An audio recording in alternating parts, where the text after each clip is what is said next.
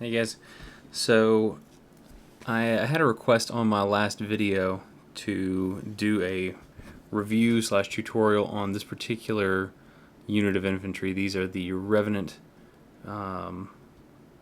unit for Kings of War by Mantic. You could easily use them as some of the skeletons for your Undead army in Warhammer Fantasy.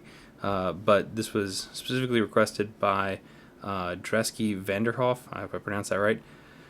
And there are quite a few pieces on this, and there aren't really any instructions on how to put them together. So since I've put some together before, and I have some here on the sprue still, I thought I'd run through what's on the sprue and maybe put one or two of them together just to show what's what.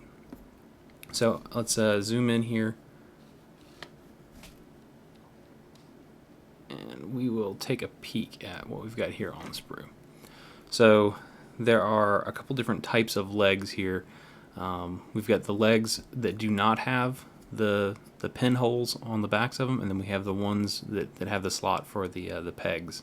Having these down here with the pinhole and these without is really the only difference between the types of legs you have, and you can mix and match torsos with these pretty easily.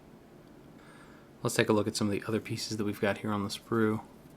We've got this piece right here. This is actually some extra armor that can go onto the chests of some of these undead warriors here. Let's flip this over so you can see the fronts of these.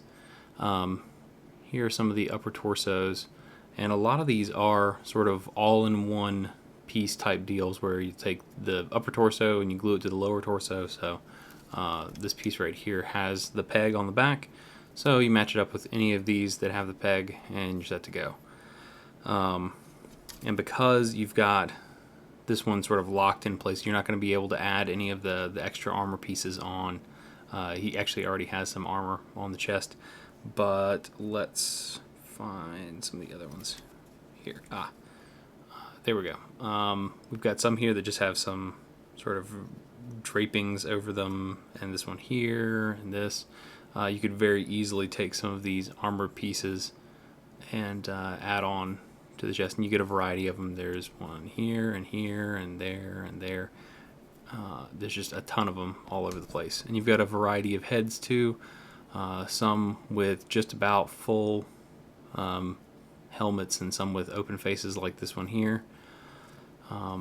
You've got a variety of arms, some with a weapon already attached, some with an open hand, so that you can put one of the mini war-weathered swords in.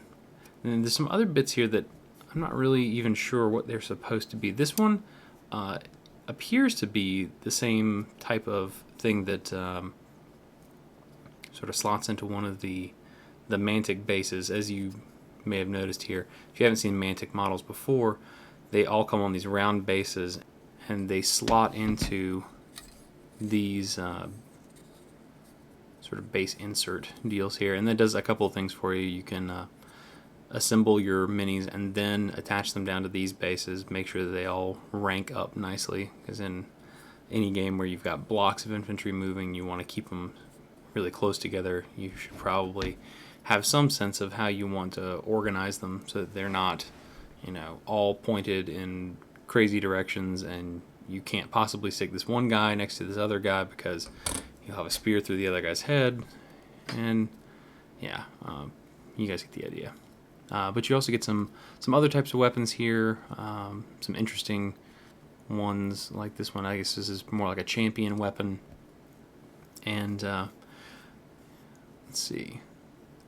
I've always sort of assumed that this one here is the battle standard bearer's upper torso. So you've got him holding the banner, which is actually not on this sprue apparently. I believe this is the normal rank and file infantry one, but there's on the command sprue, instead of I think some of these parts over here, you get the battle standard bearer or his stuff. But you could always just have this being a guy who I guess is just really excited about holding a sword or some other weapon or striking a Highlander pose. But anyway, back to this piece over here that I was talking about before. It appears to be on a base that could be inserted into one of these bases. And if somebody knows what this thing is, please put it in the comments, because I'm really not quite sure. Like, it's some sort of something coming out of the ground, but I don't really know what it is. Anyway, maybe it's this guy. Maybe he's like popping up out of the ground. Anyway, I really don't know. You can get this other weird little sort of skeletal dog thing. I don't really know. But back to the actual infantry here. They're really pretty simple to put together, and I'll actually work on one of these here. Let me grab my sprue clippers. Let's do one with the peg and one without. So let's just start clipping this guy out.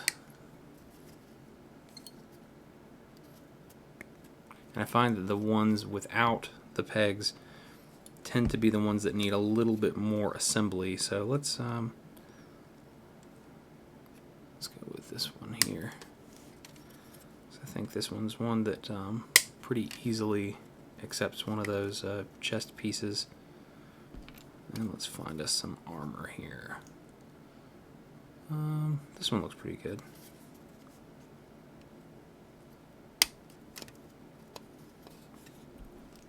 And we also need a head. So let's get one that's really crazy. I like this one here.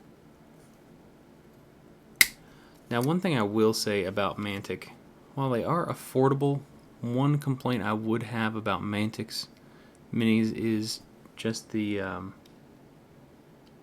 heads. I don't much care for these skulls, and the one detail I'm going to point out here are the eyes. So here's the way the Mantic does it. They're very emotive. They've got slanted brows, like they're angry. And I think, you know, it gives it a very whimsical look, but at the same time, I kind of like some realism in the sculpts of my minis. So I'll actually grab a sprue that still has some of the GW skulls on it.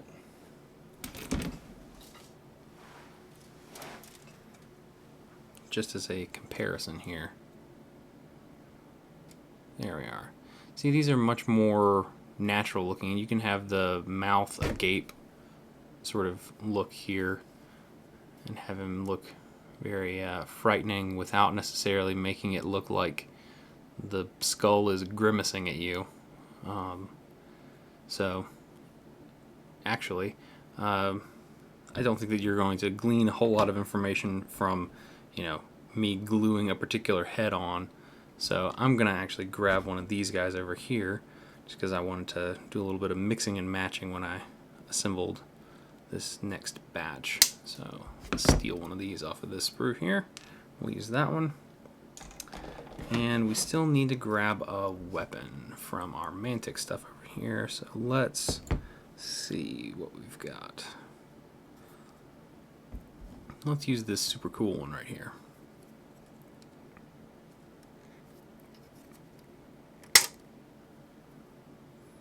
So now we use this one, and let's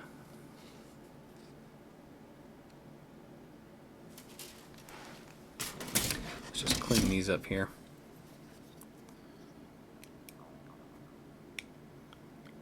I'm sure you guys know how to clean parts, so I'm just going to go ahead and do this off camera. Alright, so here we are. We got the legs, and we get this flat surface on the back here. We're just going to apply a little bit of glue. And then the upper torso just pops right onto that pretty easily. Let's actually flip it over so you can see the seam.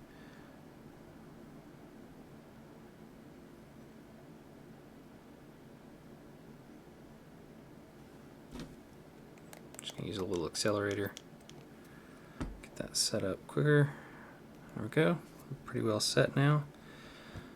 So up next, let's go ahead and put this, let's put the armor on. So we'll just do a little dry fit here to make sure that this armor is going to fit. And looks fine. So, little dot of glue. And there we go, right on the front. So, now he's got some armor hanging off of the front of him. If I'm honest, that looks a little bit awkward, but I think that's the way that's supposed to sit. There's some other ones that I think might look a little bit better, but I think that'll do just fine for right now. So let's put the head on. Actually, let's make sure this head is going to fit at all, seeing as it's from a different range altogether. And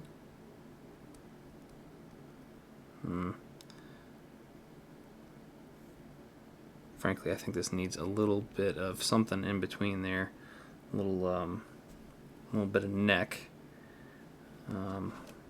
Well, for this one, you know what? Let's just let's stick with what comes in the box, and I'll do my conversions on my own time here. Okay. Just a little smidge of glue. Have him looking off to the side.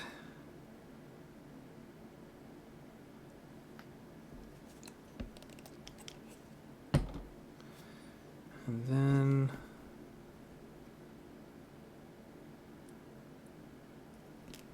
let's actually put the glue on the handle.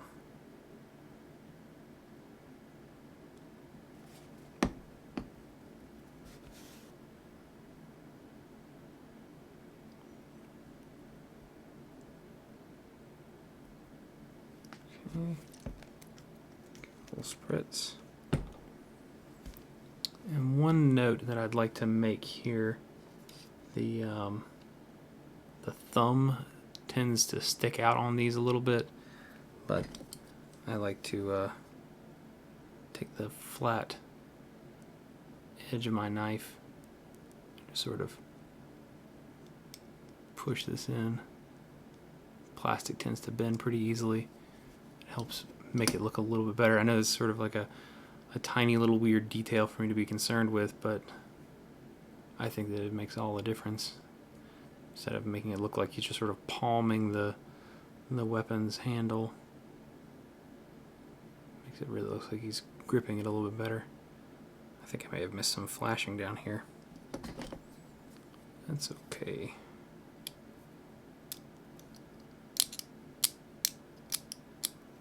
Alright. And then when you're ready to set all of them, you just go in and stick them into the base. A little bit of glue. Some folks like to do some dry fitting first to make sure that they're all going to rank up the way that they want them to, which is a good way to do that. But really, for the most part, these Mantic minis don't take up enough of the actual volume of the column of base. Like if you look here, most of this mini is actually over the base, and it's not really overhanging a lot. Whereas with Games Workshop minis, you really tend to get a more volume, volume consuming miniature, as opposed to these which sort of stand in their own space. So they tend to rank up a little bit easier. But this extra layer of safety you get from having these bases really helps ensure that you don't have units that are just awkwardly spaced because of the positioning of the minis. So there's that one, and then realistically the other stuff should be pretty simple to I guess transfer as far as understanding how it goes together. You just take the ones with the pegs and you fit them into the ones with the holes, and you fit them onto the ones, the upper torsos with the pegs, like these guys. And the ones with the pegs are just about done as soon as you stick them onto the legs. And the rest of the bits, you kind of get to choose what you're going to do with them. There's some really weird stuff on these, like this, I guess, dwarf head of some kind. I don't really know what that is. It's flat on the other side, so it looks like it's some sort of like base decoration possibly, but I really honestly don't know. And you get some other wacky heads and things here, and I think this is supposed to be, I think this is just some sort of like pauldron or extra armor piece you can throw on somewhere. But yeah, overall, very nice minis and extremely affordable. And like I said before, my only complaint really is the skulls, and in this kit, a lot of them are just covered up by helmets, so you really don't even have to worry about that. But yeah, overall, great minis. I haven't actually played the game that they go with yet, but I use them a lot in Warhammer Fantasy for my Vampire Counts army. And they are perfectly good stand-ins for the GW versions of them. So I hope that answers your questions about this particular sprue of infantry. And if you didn't wonder these things about this particular sprue, I hope you at least enjoyed my quick review of it and my assembly guide for this particular sprue. So if you have other questions not relating to this, or about other types of kits, or any other general modeling questions, feel free to ask. And if I've got stuff to demonstrate the principles that you're asking about, I'll be happy to make videos about it. And until next time, thanks for watching. Please leave comments and subscribe if you haven't already, and happy wargaming.